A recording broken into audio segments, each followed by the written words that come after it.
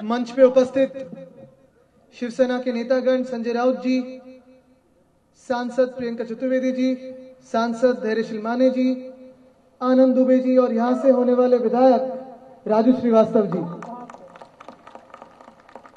मेरे सारे उत्तर प्रदेश के डुमरियागंज के भाइयों बहनों और युवा मित्रों,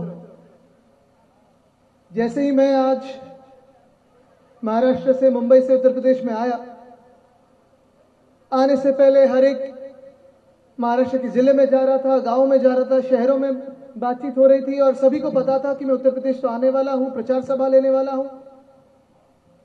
लेकिन जो भी बातें चल रही थी मेरी उनके साथ, मुझे एक बात तो साफ पता चल रही थी कि सिर्फ डुमरियागंज में प्रचार सभा के लिए नहीं, लेकिन राजू जी आप मुझे विजय सभा के लिए भी बुलाने वाले, ये मुझे पता है। हर कोई जो मुंबई में है, जो हर एक इलाके में है, उत्तर प्रदेश से है, बहुत सारी बातें हम सुनते आए हैं, देखते आए हैं, न्यूज पे देखते हैं, अखबारों में पढ़ते हैं, लेकिन एक ही मुझे महसूस हो रहा है कि बदलाव की लहरें, परिवर्तन की लहरें यहां भी बह रही है। उत्तर प्रदेश में बदलाव होने वाला है, परिवर्तन होने वाला है। क्या मैं ठीक कह रहा हूं? परिवर्तन होने वाला है कि नहीं? जिस आशा से, जो एक आशावाद की बातें चल रही थी, परिवर्तन की बातें चल रही थी, सपा से भाजपा तक आप लेके गए, 2017 का जो चुनाव हुआ, एक विकल्प करके आपने कमल को चुना, भाजपा का चुना, लेकिन जो भी सपने दिखाए थे वो सपने पूरे कर पाए हैं? कर पाए हैं? तो परिवर्तन होना चाहिए कि नहीं? जो भी उस वक्त हम सुन रहे थे, बातें सुन रहे थे, हमें भी महाराष्ट्र में लगा कि चलो उत्तर प्रदेश में कुछ नया होने वाला है, उत्तर प्रदेश में विकास की गंगा बहने वाली है, केंद्र में भारत सरकार इतनी 303 की बहुमत से बनी हुई है, यहां भी बहुमत, यानी कैसा बहुमत? जैसे कोई राजा को बहुमत दे वैसे बहुमत की सरकार भाजपा की उत्तर प्रदेश में बन चुकी थी। लेकिन जो भी वादे थे, जो भी आशाएं दिखाई, जो भी सपने दिखाए, वो सपने सपने रह गए, सपनों का जुमला बन गया, लेकिन सपने खरे उतरे नहीं। उतरे क्या? सिर्फ नफरत की बातें हुई, सिर्फ दंगे की बातें हुई, डरावनी बातें हुई। अभी भी 5 साल बाद, यानी भारत सरकार तो 7 सालों से है, 2014 से है, बहुमत दोनों बार मिली थी।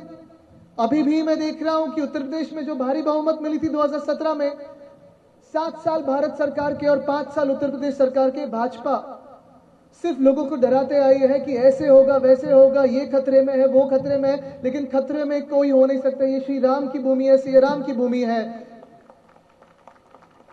ये तो अपनी भूमि है, ये अपना देश है। अगर आप देखें, शिवसेना की राजनीति देखें, तो हमारे जो शिवसेना प्रमुख हिंदू हृदय सम्राट बाला साहब ठाकरे हैं, उन्होंने हमेशा यही कहा है कि जब जब राजनीति करे तो वो लोगों के लिए करे, समाज सेवा के लिए करे, राजनीति नहीं लेकिन समाज सेवा करे। जब जब चुन के आए, सरकारें बने, तो हर एक को हक है, हर एक को अधिकार है कि अपना अपना धर्म की बातें कहे, धर्म के अधिकार में कहे, लेकिन उसी के आगे जाते हुए शासन ये धर्म के बारे में होता नहीं, शासन ये लोगों के लिए होता है। खून खून में फर्क नहीं होता, हर एक का खून लाल होता है। ये मानव धर्म की बात है। मुझे याद है 3-4 साल पहले हमारे महाराष्ट्र में भी किसान आंदोलन छेड़े थे। हमारे किसाई भाई बहन मुंबई की ओर चले आ रहे थे, एक मोर्चा लेके आ रहे थे, बड़ा विशाल मोर्चा आ रहा था। और तभी की जो भाजपा सरकार थे, जिसमें हम भी शामिल थे, हमें अभी दुख होता है कि उस सरकार में हम शामिल थे, क्योंकि बहुत सारी गलत चीजें उस समय हुई। लेकिन अभी हम अच्छी शासन चला रहे हैं, महाविकास आघाड़ी चला रहे हैं। तब भी राजू जी उन किसानों को क्या क्या नाम कहे थे, क्योंकि उनका झंडा लाल था, उनकी खून का रक्त का जो खून का रंग था वो लाल था। उनको माओवादी कहा गया, उग्रवादी कहा गया, आतंकवादी कहा गया, लेकिन वो किसान थे, वो अपने हक के लिए चल के आ रहे थे। और मुझे लगता है वही चीजें अब भी पिछले साल यहां दोहराई थी। हुई कि नहीं? यहां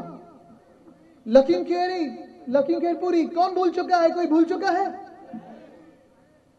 और ये बातें अपने मन में है, दिल में है, कहीं ना कहीं तो एक जख्म दे चुके हैं। और इसलिए मैं जब देखता आया हूं अभी भी जो कोई बातें चल रही थी, मैं राजू जी से पूछ रहा था कि यहाँ विकास हुआ कि नहीं। आप मुझे बताएं, ये तो प्रत्याशी है यहाँ से, आप मुझे बताएं विकास हुआ कि नहीं हुआ? नहीं हुआ है। लेकिन फिर जो आपके यहाँ के अभी के मुख्यमंत्री है,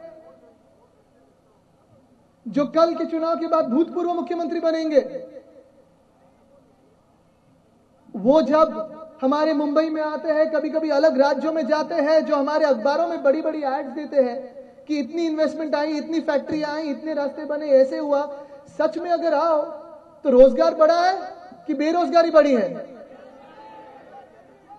महिला अत्याचार बढ़े हैं कि महिला सम्मान बढ़ा है? अत्याचार बढ़ा है। सामाजिक न्याय बढ़ा है कि सामाजिक अन्याय बढ़ा है? धर्म धर्म में एकता बढ़ी है कि नफरतें बढ़ी है? और ये फिर कैसी सरकार चलेगी? अगर बेरोजगारी बढ़ रही है, सामाजिक अत्याचार बढ़ रहे हैं, अन्याय बढ़ रहा है, महिलाओं की अगर देखें आप हालत, तो पेपर में तो कहते हैं कि न्याय दिया है, सुरक्षा दी है, लेकिन मुझे तो वो दिखता नहीं है। और यही अगर हम बदलना चाहते हैं तो मुझे लगता है परिवर्तन की जो लहरें हैं वो यहां भी आनी चाहिए। आप क्या तैयार हो परिवर्तन के लिए?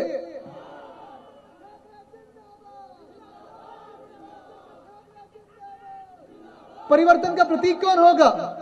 परिवर्तन का प्रतीक हमारे प्रत्याशी जो यहां के उम्मीदवार है वो होंगे कि नहीं? क्योंकि अभी भी ये लड़ाई खत्म हुई नहीं है। यूपी को बदलना है, उत्तर प्रदेश को बदलना है, आगे लेके जाना है, सबको साथ में आगे लेके जाना है।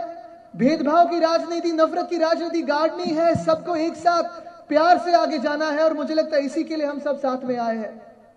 जैसे राउत साहब कह रहे थे, प्रियंका जी कह रही थी, मुझे लगता है धैर्यशील जी भी कह रहे थे कि हमारे मुंबई में काफी सारे यहाँ के नागरिक अभी महाराष्ट्रियन बन के रह रहे हैं, मुंबईकर बन के रह रहे हैं। उनकी जिम्मेदारी तो हमारी है, उनके प्यार के साथ हमें उनको आगे लेके जा रहे हैं और लेके जाएंगे। लेकिन राजू जी, मुझे एक ही बात याद है जो शायद हम जो भी कर पाए वो कर पाए हैं, लेकिन तो भी देश के लिए अच्छी बात नहीं रही और एक घाव देके चला गया है। कोरोना का जब संकट आ रहा था, देश पे बढ़ रहा था, मुझे लगता है 23 या 24 मार्च का वो दिन था, जनता कर्फ्यू लगा था। और तभी काफी सारे उत्तर प्रदेश के हो, बिहार के हो भाइयों बहनों, मेरे सारे उधर के लोग, नागरिक जो मुंबई में बसे हैं, उनको वापस गांव में आना था, अपने माता पिता के पास आना था, अपने परिवारों के पास आना था, अपने बच्चों के पास आना था।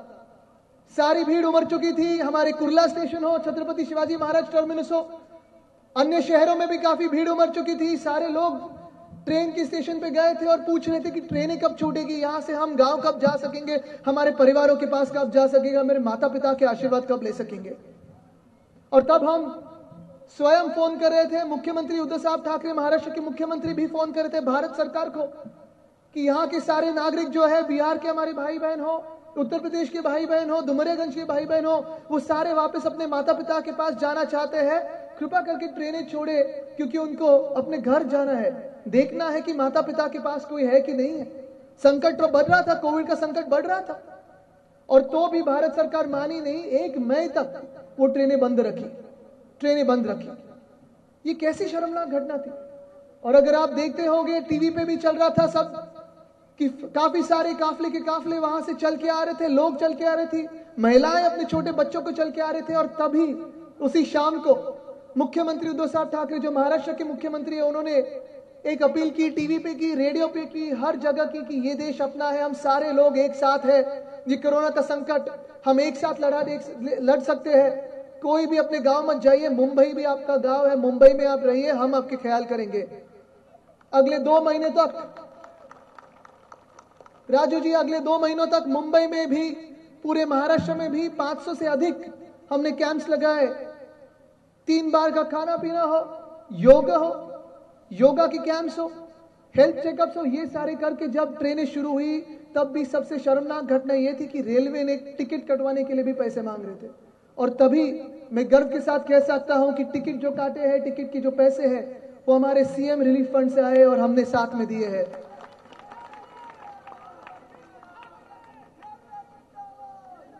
ये कोई राजनीति की बात नहीं थी, ये तो कोई चुनाव की बात नहीं थी राजू जी। हमें पता भी नहीं था कि हम तब डुमरियागंज आपके प्रचार के लिए आएंगे। ये कोई राजनीति की बात नहीं थी, ये एक रिश्ता था, प्यार का था। भाईचारे का था, यह अपने देश का रिश्ता था, मानव धर्म का रिश्ता था, और इसी रिश्ते को आगे लेके जा रहे हैं। अगर हमें परिवर्तन लाना है, यहां बेरोजगारी को मिटाना है, रोजगार लाना हो, शिक्षा लानी हो, आरोग्य सुविधाएं केंद्र लाने हो, तो फिर हमें एक ही बात करनी होगी कि चुनाव के टाइम पे जब ईवीएम पर बटन दबाएंगे तो कौन सा निशान होगा? शिवसेना मित्र संघ का निशान कौन सा होगा? उत्तर प्रदेश की शान क्या? उत्तर प्रदेश की शान तीर कमान, तीर कमान, उत्तर प्रदेश की शान। और यही परिवर्तन हमें आगे लेके जाना है। अगर आप परिवर्तन करने के लिए तैयार हो तो सब आप हाथ ऊपर करके मुझे दिखाइए कि यह परिवर्तन की ताकत है। मैं मीडिया के अपने सारे भाइयों से कहना चाहता हूं, ये सभा कवर कीजिए। ये एकजुट, ये ताकत इस उत्तर प्रदेश में परिवर्तन लाएगी। और मैं ये हमखास निश्चित तौर पे कह सकता हूं कि राजू जी, 10 मार्च को परिवर्तन उत्तर प्रदेश में होगा, नई सरकार बनेगी और आप विधायक बनेंगे।